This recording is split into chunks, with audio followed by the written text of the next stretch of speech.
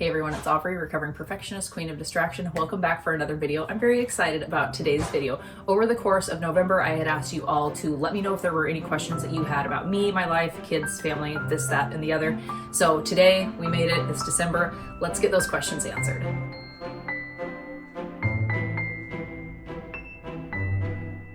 Right now, it's just a regular day in the neighborhood. I've got laundry that I need to fold. Some of these questions are really good ones. I'm looking forward to answering these. And some of you asked multiple questions. So the way I'm going to break this down is I'm separating some of y'all's questions into like past, present, future, and then like a random fantasy question that, even though it is a completely unrealistic thing that would ever happen, I put way too much thought in it. So first things first, let's step back in time. The question was specifically, what kind of work did I do prior to YouTube, being a stay-at-home mom?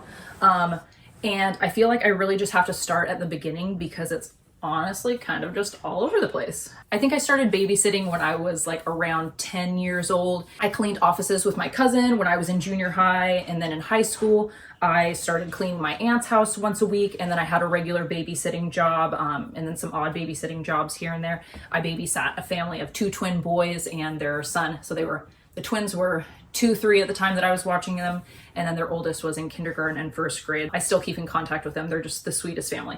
Anyway, moving on. So in high school, I got a part-time job working at a preschool / daycare, and then after high school, my part-time position turned to full-time. So I was there for 2 years, and then I worked at the children's place at the mall for a while. For somebody at the time who did not have kids, I did spend far too much money there. While I was working there, I ended up getting a job working as a receptionist at an out-of-hospital birth center. If anybody in the Pacific Northwest is familiar with the birthing in, that is where I worked. I absolutely loved that job. The midwives that I worked with and just everybody there, it was such a lovely experience, and it was very eye-opening into the world of midwifery, and that's, the route that I ended up going when I had my kids, and the route that my mom had gone as well. So absolutely loved working there. But a week after I had asked for a raise, they decided that the office manager was going to take over the reception role. It was more cost effective. So I understood. It was very disappointing though. So I wasn't working like a, technical job for about 6 months. But during my time while I was working at the birthing inn, I was also babysitting for a family. So after work, a few days a week, I would pick him up from daycare and then hang out with him at his house until his parents came home from work. So I kept doing that. I cleaned offices and houses with an old family friend for a while I did that. But then I also had the opportunity during this period of time to work as a photography assistant. So I was definitely working. I had 3 odd jobs that, worked. So I worked as a photography assistant for Nikki Klosser, if anybody's familiar with her. She is such an amazing photographer. She's since relocated to Michigan. I assisted her with glamour shoots, and then she was doing wedding photography at the time, and that was just such a ton of fun. At some point, I want to say it was like early 2014, I ended up getting a job at an acupuncture practice where I was the office manager there. During this time, I was still doing the cleaning jobs, still doing the babysitting, still doing the photography assisting. And after starting this position, I did break away from the cleaning jobs, and then once I got pregnant with Jackson, which was almost a year into my employment, I stopped the babysitting job, and then I think I did the photography assisting up until before I had Jackson. But then I was working at the acupuncture practice up until I think 2019. I was there for almost 5 years, and I really loved the people that I worked with. I just got tired of the work, just the day-to-day doing the same thing over and over and over again, like the insurance billing and this, that, and the other. And the patients were wonderful and lovely. But after my grandma passed away, I really just kind of went into a slump and hit this wall of, I can't do this anymore. So I left that job and then watched my friends' kids for a little bit, and then just needing to do something, I ended up working at a UPS store where my best friend whose kids I was watching, my friend Haley, who also has a YouTube channel, I'll link her channel in the description, a lot of St. Bernard stuff, a lot of dogs. She and we worked at the UPS store together for almost 2 years, and that was really it was really super part-time. And when I got pregnant with Alec, I had said, if I get pregnant, I want to go down to 1 day a week just for the sake of my own well-being. I had had a miscarriage prior to Jackson, a miscarriage prior to Alec. So I just really wanted to have as little mental strain on myself as possible. So worked there up until my 3rd trimester, and now I'm a stay-at-home mom, and that's my job history. So next 2 questions: do we want more children? And then what are dreams for like a bigger property homestead situation? So do we want more kids? No. Like, yes, I love the idea of, you know, when you pick up a newborn and they're all like scrunched up and their butts sticking out and it's just the cutest, sweetest thing, and the experience of holding your baby for the first time. But just, it's so easy to get fixated on all the good and wonderful, beautiful things of having a new baby. But realistically, like, you know, having done this a couple times, I know that the day-to-day that happens and the moments where you're just really in the thick of it, I can't start over for like the sake of my well-being. And I mean, you know, if I ended up pregnant, we'd rally, we'd figure it out, and, you know, happily welcome a 3rd child into our home. But I'm like at a point now where I'm kind of getting some sense of my independence back, and we're not starting over. We're not starting over if we have anything to say about it. So that's where we're standing as far as kids go. What's up, Buggy? Come here. What's going on? You want to show me something? So much for that independence. BRB. Ooh, it's kind of like you're bowling with cars. Yeah. That's cool. So next question: what's the dream for bigger property homestead? We love the property that we have. The only downside is the way our property is laid out. We're like 1 acre by 4, and basically the 2 acres in the middle of the property flood for a portion of the year. Some years it's really crazy. Some years, like this year, there's basically just the pond and nothing wild. So it's hard because, you know, while we'd really love to have a garden in that area of the yard where it gets amazing sun year round, it's not an option really because of the years that sometimes it's 18 inches underwater. So moving to a bigger property, we would obviously want less water impacting our lives. But what it really comes down to is my mom and dad live across the street, which we absolutely love. And if we do move, they have to come with us. That's just, we can't leave them. The road that we live on is extremely busy, and there is a high school that's being built like pretty close by to us. So traffic is going to get busier than it already is. And just having little ones, it doesn't feel like we're in a safe place traffic wise. So that's, I guess, safety is what we would want from moving to a bigger property, just something a little bit more secluded. And then when we did move into this property, it was a wonderful, wonderful deal that we had gotten from, I mean, I grew up across the street, so my childhood neighbor sold the property to us, but we inherited 2 outbuildings completely full of stuff. So having a fresh start somewhere where we're still having to do dump runs here and there. So we haven't financially been able to do as much as we want to with the property because we are having to pay to part with things that aren't ours. So having a place that is, you know, somewhat of a fresh start, you know, we'd probably still be doing gardening, chickens, this, that, and the other. I know Josh has talked about having livestock. I would love to have a milk cow, but that's basically, you know, having another child, and I will buy my milk. I don't think that that's something realistically that I'd ever want to take on. So that's that for property, homestead, this, that, and the other. Next question: when and how did you introduce potty training to your boys? Well, I wish that I had a wonderful answer for this. So Jackson potty trained himself within like a month of turning 2. One day we were at Costco and he said, "Mom, I have to go potty," while we were at the checkout line. So we checked out, we went to the bathroom, he went potty on the toilet by initiating that himself for the first time, and literally not an accident since. A couple things that I had done that I think really helped is, at the time we were living in a studio apartment, and I think that we really had an open door policy when it came to the bathroom, and he saw us go to the bathroom a lot. I think that was really helpful. And then we had gotten him just a little potty seat when he was, I think, around 1, and obviously we won't expect a baby.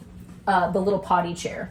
I'm talking about the one that I had gotten for brother when he was small, like yours, like your green one. And basically for a year, he pushed it around, he played with it, he used it as a stool to get up to places. And I think that was helpful, just letting him be familiar with it. We read, there was a specific, I can't remember the name of the author, it's Leslie something or other, and it was just the book Potty, and it was his favorite book. We read that a ton, and there was another little potty seat situation with stairs that we put on the toilet when he was like officially potty trained that was really helpful. We have one of those for Alec as well. But this time around, dude's 3, and do you want to go potty on the toilet? I have chocolate chips. You want to, if you go potty on the toilet, you could have chocolate chips. Let me have chocolate chips. If you go potty on the toilet, Let me have chocolate chips. you do love chocolate chips. So with Jackson reward system, we had a little sticker chart. Let me have- Stickers don't do it for Alec. So some days we have good days where we wear undies all day long, huh? And Let that. me go store time. Oh, you want to go to story time? We could maybe go to story time this week. We'll have to look at the calendar and see if there's story time this week at the library. Mama. So I guess when it comes to potty training, I really don't have any good advice. Just be super open with your kid. Let them see you go to the bathroom. Don't put any pressure on it. I think that makes it harder. It makes it unenjoyable for them. And just be patient. I have a friend whose son wasn't potty trained until 4. So I really wish that I had more to say about that topic. If anybody has any potty training tips and advice, just, I don't know, let me know, but don't overwhelm me.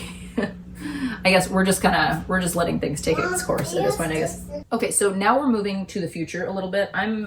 This question really had my wheels turning.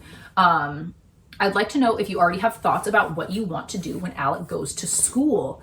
I really hadn't thought a ton about it, but I think that I'd really love to like sleep for a week. Probably not that long, but just have a really good solid nap. Initially that first day, I think I would clean the entire house and then dabble in literally every single hobby that I have not been able to dabble in for the last 9 years of my life. So when Alex starts kindergarten, assuming that we decide to put him in right away, I have thought about waiting a year with him. I don't know. We'll see where life takes us. Assuming that we start him, on track when we can. Jackson will be starting middle school that year. And right now, at this moment in time, Jackson wants to do online school when he starts middle school, specifically because middle school does not have recess. And Jackson's a very active kid. So if we do some kind of homeschooling where he has more opportunities during the day to like get out and be a kid, I think that that's something that we will consider if that's a route that he still wants to go. That's a few years down the road, so I don't know. But assuming that both of the boys are in school, I'd really love to just be more involved in gardening, canning, doing the preserving that I really kind of imagine doing, and then saving all of like the home and work stuff for when the boys are at school, and then having the time when they're home to just be more present with what they've got going on. Now obviously at that point Jackson will be in middle school, so he might not want anything to do with me, but Alec will most likely still like me at that point, so we'll see. And then I don't know, I guess I want to be able to focus on myself a little bit. I still want to be doing YouTube at that point. Things just might be looking a little bit different because there probably won't be so many videos where the kids are involved. So that's that. Okay, so next questions. How do you envision your life when you're 50? Do you think you'll be working outside the home? Do you think you'll be in a different home, city, state, country? Probably a different home. Gosh, 18 years from now. Jackson will be 27. Alec will be 21. That's so crazy to think about. I'm sure that both of them will have, left the nest. Maybe Alec might still be here at 21. Probably not. But I mean, who knows? Time will tell. I guess when I'm 50, I don't imagine us being here. I imagine myself still gardening. Maybe I'll have a grandkid that I will be, helping take care of. Probably going to the chiropractor a lot. I guess basically I just imagine myself doing the same thing that my mom is doing, I guess, around this time in her life. When I'm 50, my parents will be, I think, 80 and 84. So I'll probably also be taking care of them. So I guess I'll be kind of doing what I'm doing now, trying to find time to do everything and taking care of everybody else. I will be happy to take care of my parents when they get older, though. It's the same thing that my mom and dad did for, my grandparents. And yeah, we'll see what 50 looks like, but still most likely working within the home, living most likely still in the Pacific Northwest. I don't see us going really very far from where where we are, but I like it here. My husband wants more snow. I'd rather deal with rain, I think. And we don't have any super weird bugs, which I appreciate. All right, next question. Is there anything that you've stored away for if you become a grandmother? Yes, as of right now, I have a few pairs of pajamas. I think Jackson's first pair of Levi's and a little bear suit from when he was a baby. And then, you know, just a couple random pieces of clothing here and there. I do think that there are some toys that I want to hang on to. I have my Legos from when my brother and I were kids that I think that I'll probably end up hanging on to that the boys still play with. My Little People dollhouse that my mom currently has at her house. I think that we might hang on to that as well. And then probably a couple toys from the boys. I don't know, we'll see. I don't want to hang on to a ton, but I think that I'll probably set a tote aside and like limit myself to that one tote. But okay, next question. I guess this really was kind of like a present question that I should have answered earlier, but whatever. What is your favorite thing that you've grown in your garden? Ooh, that is such a tough one. Like, I love growing pumpkins. I love growing green beans and zinnias and snapdragons. But I think that sunflowers are probably my favorite thing to grow, just because obviously they're beautiful. They're a beautiful, extremely satisfying flower. They are so easy to grow. And I love that they still look really pretty after they're dead. Like when they're just in their droopy decay stage, there is just something beautifully tragic about them. And so I say sunflowers. Is that an extremely basic answer? Maybe. But I just love them. What's up? Hi, do you like sunflowers? Sunflowers are pretty, huh? And the birds eat the sunflower seeds too, huh? No. Yeah, we saw the Stellar's jay out there having some. Okay. Next and last question. This one is a silly one that I loved and put way too much thought into. Would you rather fight one horse-sized duck or 1,000 duck-sized horses? Now, originally I was thinking probably a duck. Hopefully it doesn't like think I'm a slug or something and, you know, want to gobble me up. But I'm going to say 1,000 duck-sized horses because while, yeah, what? Slug. Yeah, ducks eat slugs. Oh, okay. Yucky. Yeah. So my silly thought process is horses can be tamed. And while I don't have a ton of horse taming experience, literally none actually, I could probably call somebody being like, hey, could you help me tame these 1,000 tiny horses? And they'd come over, help me tame these tiny horses. We'd make a tiny horse sanctuary, but also taking care of 1,000 tiny horses is a lot of work and a lot of food. So they're going to have to work for their living. So we'll sell unrealistically expensive tickets to a tiny horse race, like a mini Kentucky Derby kind of situation. There will be, you know, tiny horse merch, mugs and t-shirts and whatnot. And then we'll sell like bags of tiny horse manure to gardeners so they can fertilize their garden. So yeah, 1,000 duck-sized horses. That is that for the questions. Thank you for hanging out with me today. I hope I didn't miss any. It was kind of weird to like go through all the comments and try and compile them. I should have been making a running list as they came in. So thank you so much for everyone who asked a question. It was fun to. You're my best friend too. I'm my best friend too. Yeah. It was fun to think about those questions, you know, past, present, future, and then, you know, obviously the duck-sized horses. You want to go to the bounce place? That would be fun. We could do that one day. A day that brother doesn't have school, though. Well, because we want brother to come with. Alrighty, so that is that for today's video. I appreciate you all hanging out with me. I will see you in the next one. Alec and I are going to finish folding this laundry and probably get outside. It is a beautiful day for the time being. So I hope to see you in the next one. Have a wonderful day. As always, I love you. Have fun and be kind.